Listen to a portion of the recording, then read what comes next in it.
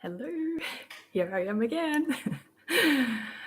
I thought yesterday's video on boundaries was going to be the last live Q&A I do for this year. And I thought that was it. I was complete. I'm off into holiday mode. And then I had this strong urge to do that another live video on people pleasing, which was really interesting because no one actually requested that, right? Often the topics are what you guys request, right? I want it to be relevant to you. I want it to be most helpful to you. And this one just popped up and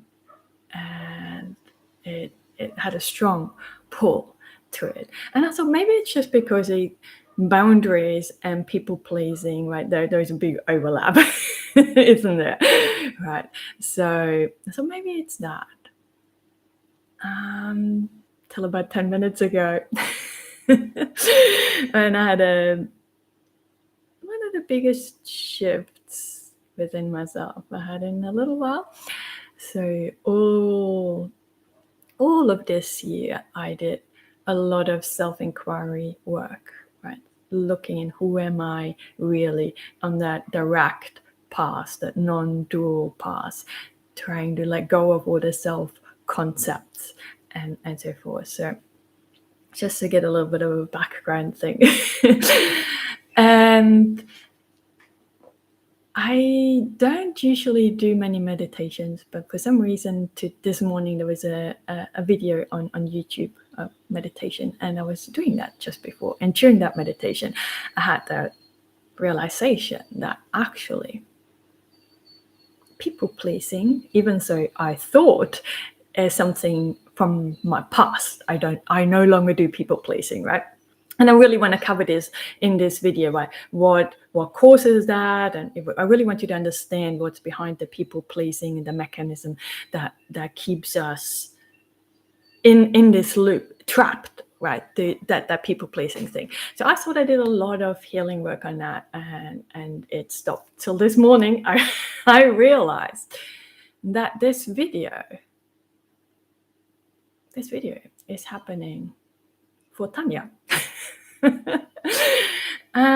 it might be a little bit raw, right? There were some tears, right? Letting go of that and acknowledging that within myself, that these tendencies are still there, holding them gently in a way. And yeah, it's kind of interesting because I haven't really done a live while I'm still kind of in the process. Not so much in the process, like in the past when you do the healing processes, you go to the therapist and everything takes many sessions, right? It's just such hard work, or that's what it felt like, at least in this body, right? And it's so much intentional things had to happen for some healing to happen. Well, now they're like almost instant shifts, right? The moment I realized that this video is happening for Tanya, that was that shift, right? I could go to this pain body. I could realize what it is, why I am still doing that. But we'll talk about this a little bit later. But so if you have any people pleasing questions, then you're welcome to pop them in there, and I'll address that too. But to really get clear on why these tendencies are there within, or how they developed, right? And for most of us, they have developed really, really early in life, right? You might not be consciously aware when and how that happened, but usually it is that if there's some chaotic things in your family, right? It doesn't even have to be abusive. But you just get that sense as a child, I am not seen. My parents don't appreciate me. I'm not enough, right? That lack, we long for this. It's a normal human need in especially in childhood development. We're fully dependent on parents. So when that's not quite there, we try to get it. And sometimes as a child, being helpful is we get praise for that. And there might have been something happening. It might not just have been praise for you. It might have also shifted the whole energy, right? You could realize whether it's your mum or your dad was getting a little dysregulated. You probably didn't think dysregulated as a child. You wouldn't have had that word, but you know what I mean. You realize that there's tension. It's not safe for me. Let me do something. And you might have been doing something helpful in that moment, and it shifted the whole dynamic of that situation. So that gets ingrained, right? Then you try that again next time, and it might have been effective again, and next time it might have not been quite so effective. So you tried harder, you did more and more and more and more. Can you see? And it's always to get that need met, to be seen, right? And to be loved, to be appreciated, to belong, to be cared for, right? All these really innocent childhood longings. It's part of the development, right? If you studied childhood development like I did, you're fully aware of that this is just normal. It's a developmental stage. It's a phase. But what happened for so many of us when there's a lot of trauma as well in this, these become deeply ingrained patterns, and we construct a whole identity around that I am not important, that I don't matter, no one cares about me, and I'm just not good enough. Let me prove to the world how I am helpful, how I can be supportive, how and all these kind of things that we try to prove to other people just to get a sense of that I am enoughness, I am good enough, right? So that might be slightly triggering in a sense, but for me, I had to really recognize that now in adulthood, every time I go out and I say yes to something, but my body, my intuition actually is a no, right? There's this constriction, right? We know when we are out of alignment, when something's not right, when we really don't feel like doing something, there is a tenseness within us. It is not a free giving, right? It's not effortless, right? If it's with no strings attached, that giving, that being there for others, that supporting, that caring, it's effortless. But we know when we're in people-pleasing mode, we feel drained, right? Wiped out, and we feel used, taken advantage of, and things like that, right? So it doesn't have those qualities to it. It doesn't actually give us what we want. So I had to really realize that every time I say yes to something when I feel no, what I'm actually doing is confirming to myself. No one else is doing it. I'm confirming to myself in this moment that, yes, I am not important. I do not matter. You see that? No one else is doing anything, right? Someone else is putting a request out. I can say yes or no.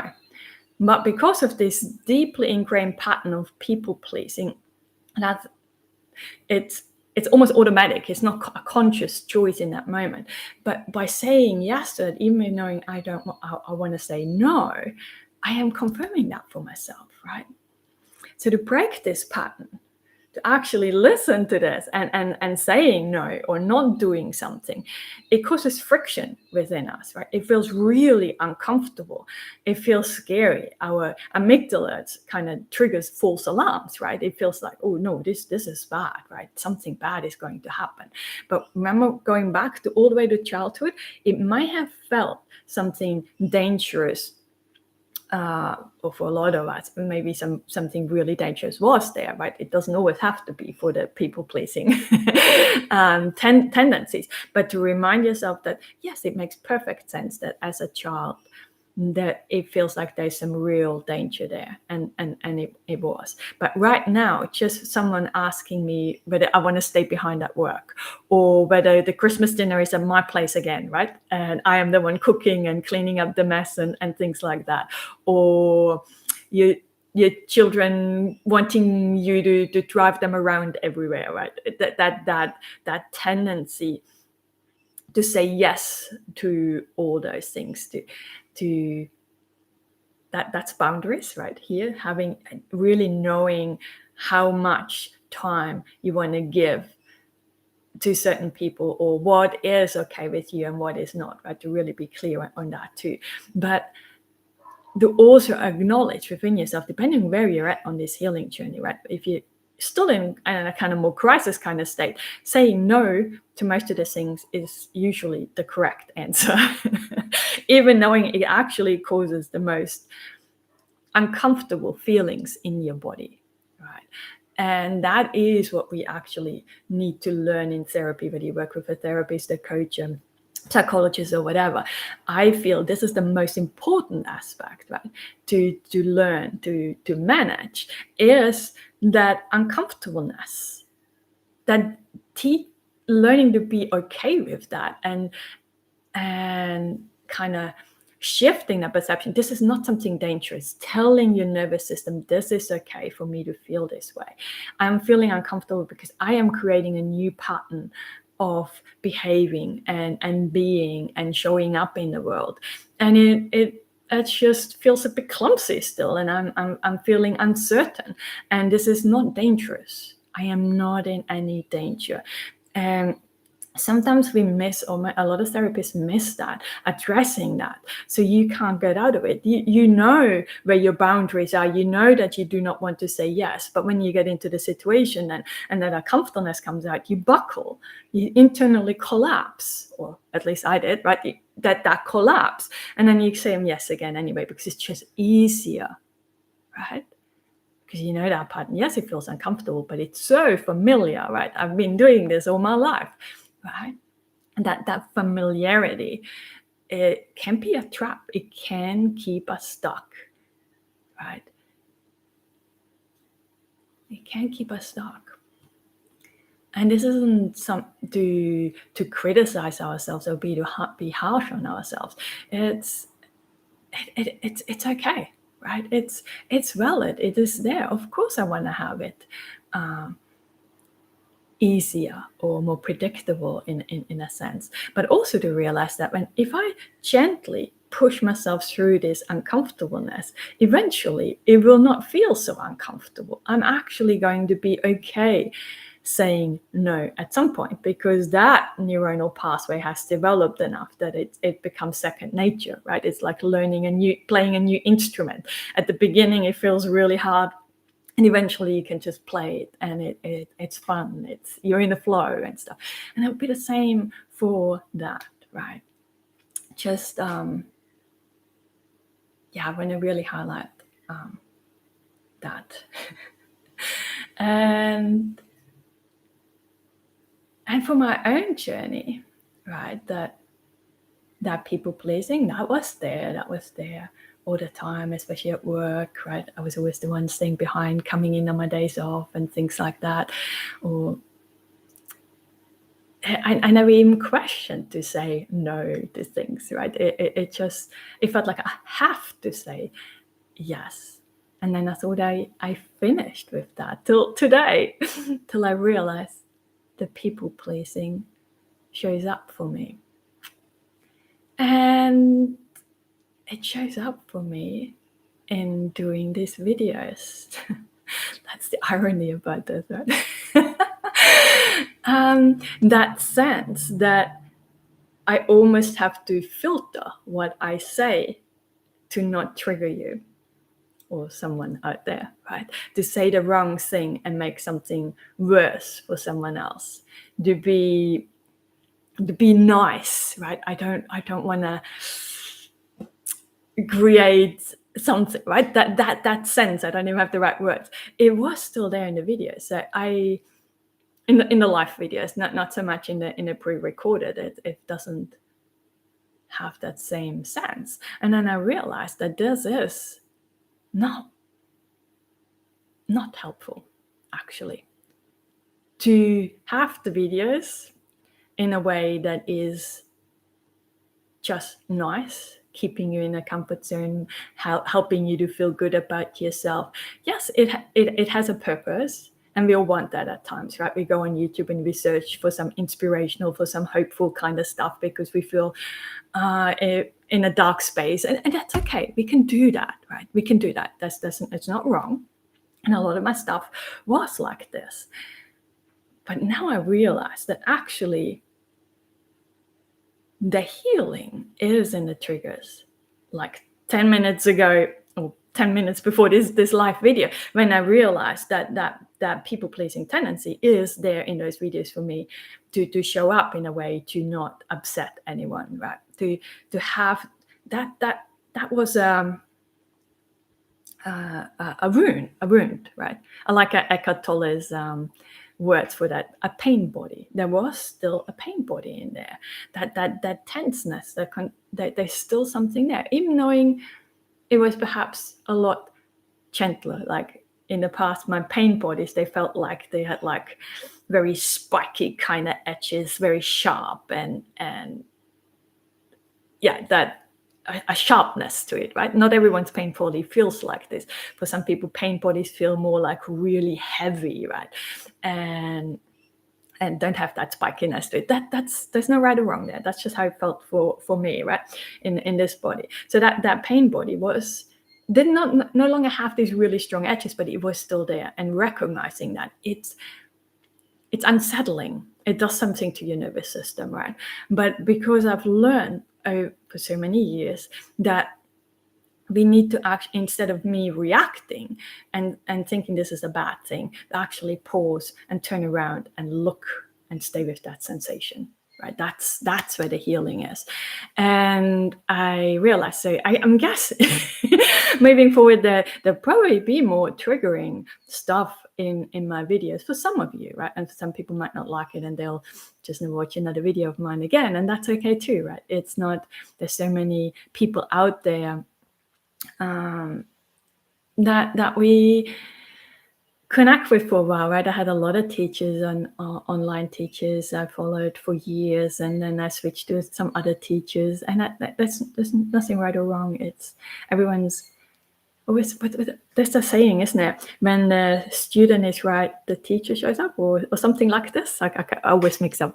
I always mess up that saying, but that was always the case for me, right? Every time I needed a teacher for a certain aspect, for something in specific, a teacher showed up, right, in my life. And I have someone in my life right now who is a real direct mirror for that. This is the only reason I noticed that people pleasing is still here for me, right? Otherwise I wouldn't have, right? So there's a teacher there.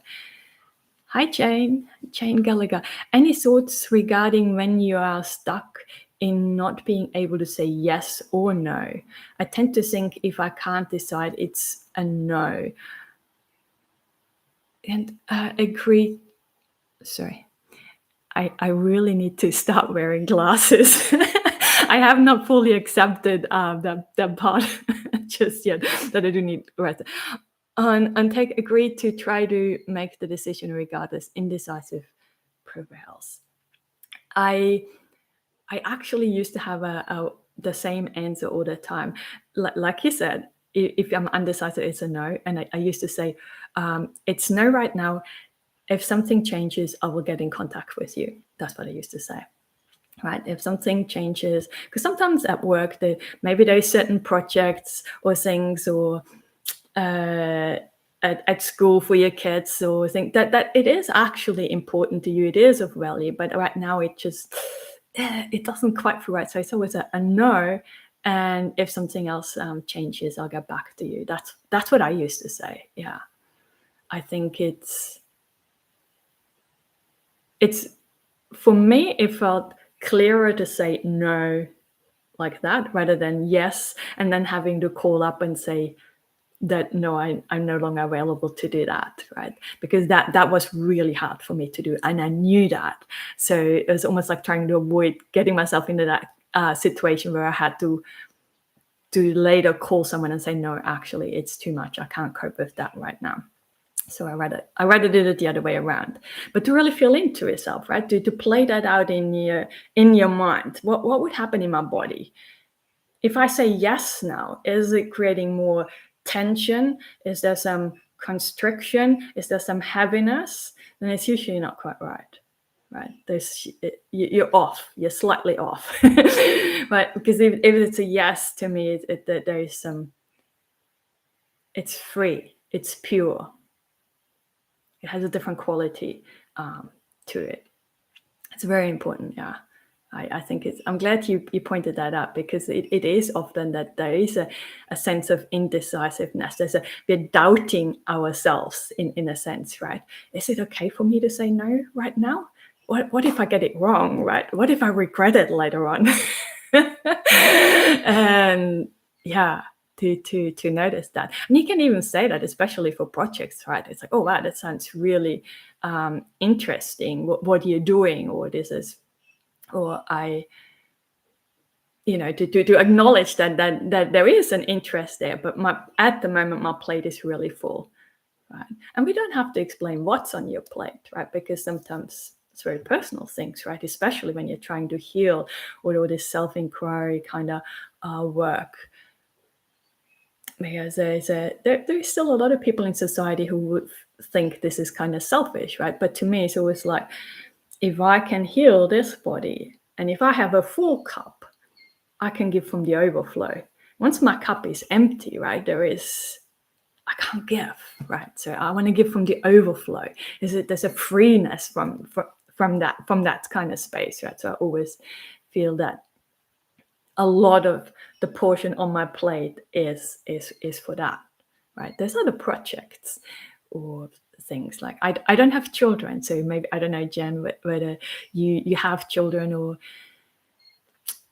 there is different responsibilities there, right? I know from a lot of people, right, that it's really, really important for them to give their kids a different experience, a different childhood than they had, and they almost put too much energy and focus on that, right? They're so determined to make it different that it almost becomes a burden to them, right? So over focused to make sure, but it comes from a well-meaning place. It comes from a loving heart, right? And to also realize that people pleasing, yes, I want to like bring it back to the being helpful. This was one of the things that is really important to me, right? That might look different to you, so you need to do some digging there. What are the core values there underlying all of this? Is it, some people, it's being liked or being cared for, being seen as special, appreciated. But there was always a thing, I wanted to be helpful, right? That was a driving force for me. And once I knew that, I could catch it easier. I hope that makes sense. Right. So, but yeah. So that was something I myself, right? This is a journey. There's always another layer to this, right? Even in working one-on-one with my clients or in programs, I always say, right, when we feel like, oh, this is it, I got it, right? It feels really good in the moment, and then a month or so down later, oh, this was just a layer, right? There's another layer and another layer, and it's not. But you realize the more of the layers you peeling back, the first layers of all the trauma, the real sticky, the real painful, hurtful things, right? Those layers, they either take. For me, I had professional help in actually. I don't even know when to peel them away. I didn't, right? I didn't want to touch them. They were so painful. I didn't want to touch them. So it took a long, long time. But the more you're peeling them, the more you realize actually peeling them away, yes, the peeling process is uncomfortable. But when you really investigate and look at, actually the peeling process didn't take that long. What took so long and the most of the suffering is me resisting the peeling, me avoiding the peeling, me avoiding the looking at this issue in my life, right? And just pretend it's not there. And it's like, oh no, God, I can't do this, right? Not now. I don't have time for this, right? And we're pushing it down. That actually created a lot of suffering. When we actually really sit down, whether it is this with a therapist or a coach or whoever you work with, or whether it is this by yourself, to really sit down and pause and do that. The healing doesn't take that long. And the more you're doing that, the more you learn within yourself. It's like, oh, I actually got this, right? Those uncomfortable feelings don't destroy me. I get that I have that sense that this is too big for me, too overwhelming to look at, because in childhood, when I felt like this, it was too much. A child does not have the tools or ability to manage emotion. They need co-regulation, right? This is the whole principle of the polyvagal theory, right? And Stephen Porges teaches the eye. It is through looking someone else in the eye that we co-regulate, right? If you as a parent have signals of safety, love, and unconditional love, appreciation. It doesn't matter. Oh, you're throwing a tantrum. I still love you, right? That safety through the eyes, right? That's how we regulate as children. We need another human being for that. In adulthood, we can learn other ways, but it makes sense that now when you missed all these developmental milestones, then now in adulthood that it feels, when that overwhelming thing comes in, your whole nervous system becomes completely chaotic and dysregulated, right? So it makes sense why it is that way, but the more you can realize why it is this way, and it no longer serves me, full stop, right? You get to this point, it's like, that's enough. That's enough. I can see it clearly. I am not moving forward like this. There needs to be some change now, right? It's always now. Now, in this moment. Jane says, no children, sadly, just dealing with the utter struggle regarding making the yes and no decision. Your advice was most helpful. Oh, thank you. Yeah. And to feel into that, there's no children. Yeah. When there's sadness around this, right? To even look at that. To turn around and look at that. Why is there sadness there?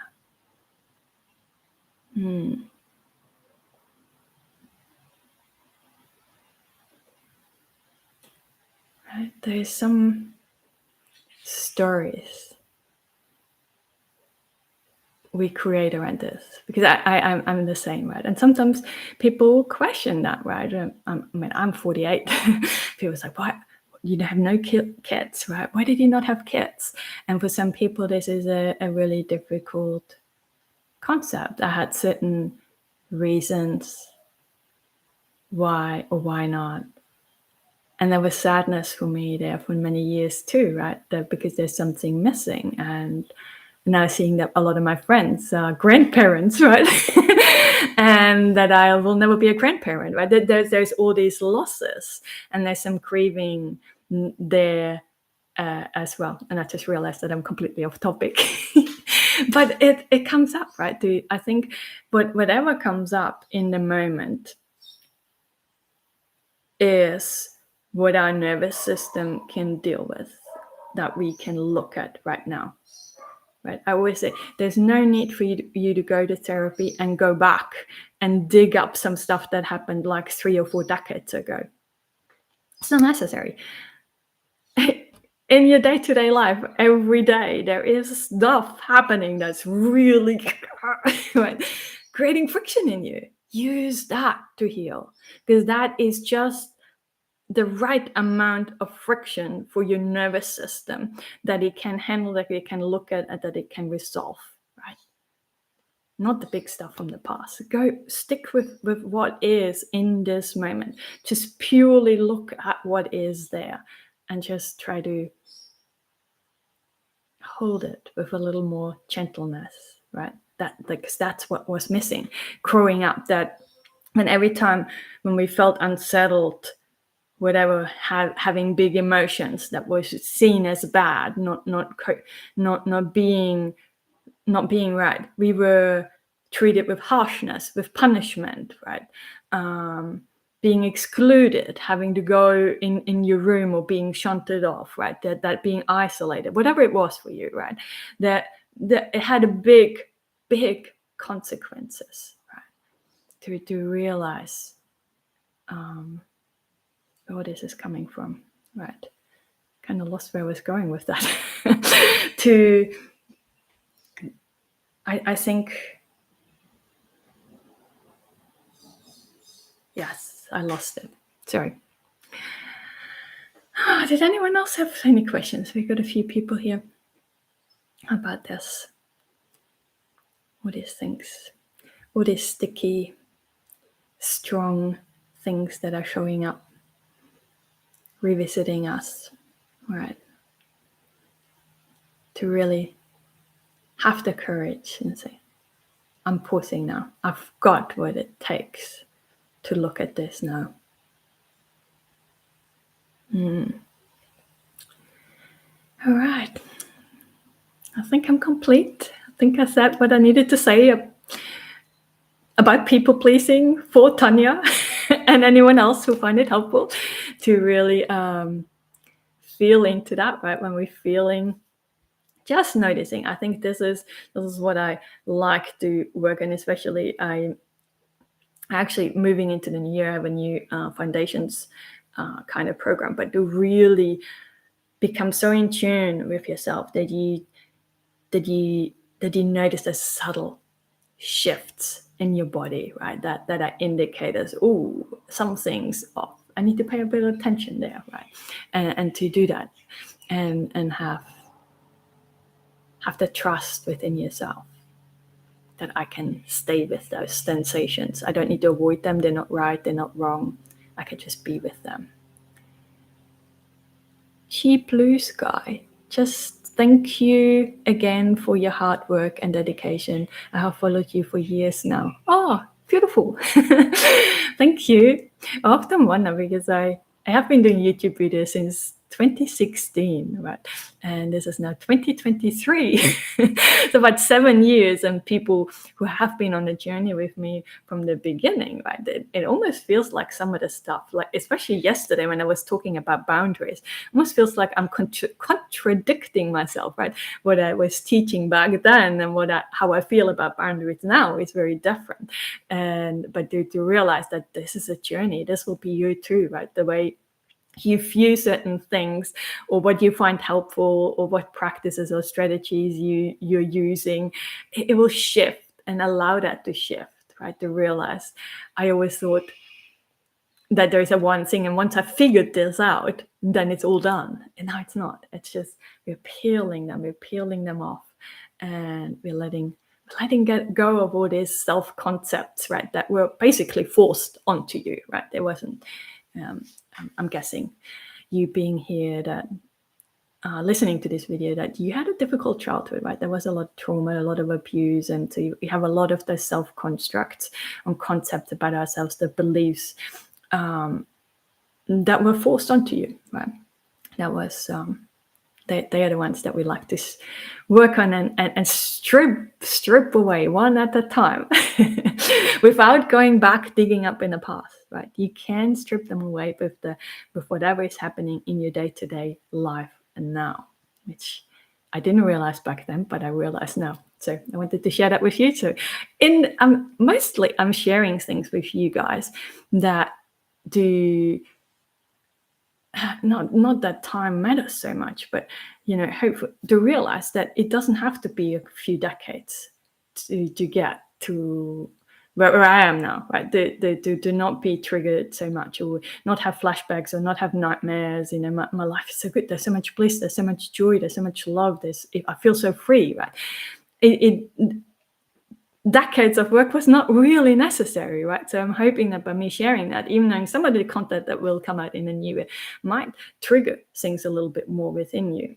But when that does, just realize, this is, if I fight that trigger, if I blame other people and I feel like you shouldn't be doing that, and and how we're going in protecting ourselves and defensive, it's like, if we instead, there's still a wound there that needs my attention, that needs that gentleness. That's what I was talking about before when I lost my train of thought about the how in childhood, when we felt really when we had emotions and there was no adult there to actually soothe us and support us, and we were actually blamed and punished and shunted or isolated and so forth.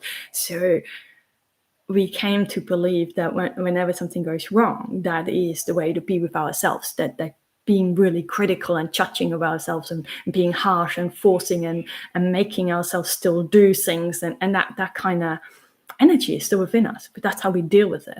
And actually resolve and let that go is bringing some gentleness to this.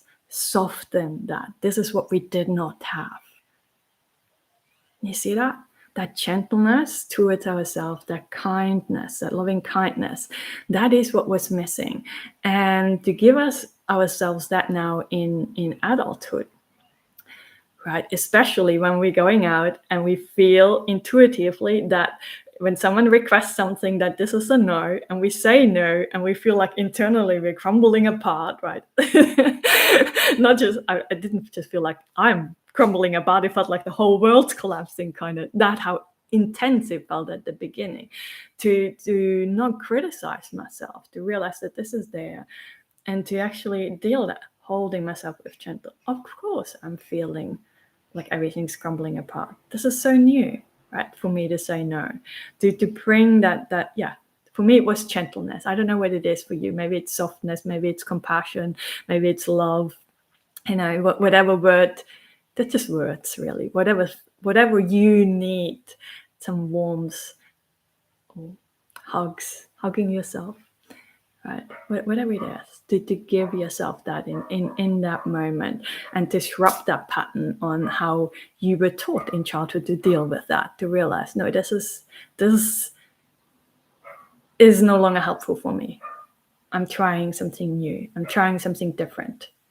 And if it doesn't work, I can always go back to the old ways, right? Those neuronal pathways are so ingrained. They're not going to disappear overnight just because you're trying something different, right? To realize that too. Okay. Thank you guys so much. Thank you for being here. Thank you for your kind words. Thank you for your support for all those years as well. So wishing you all the best, and we'll have some more live videos soon. See you guys. Bye.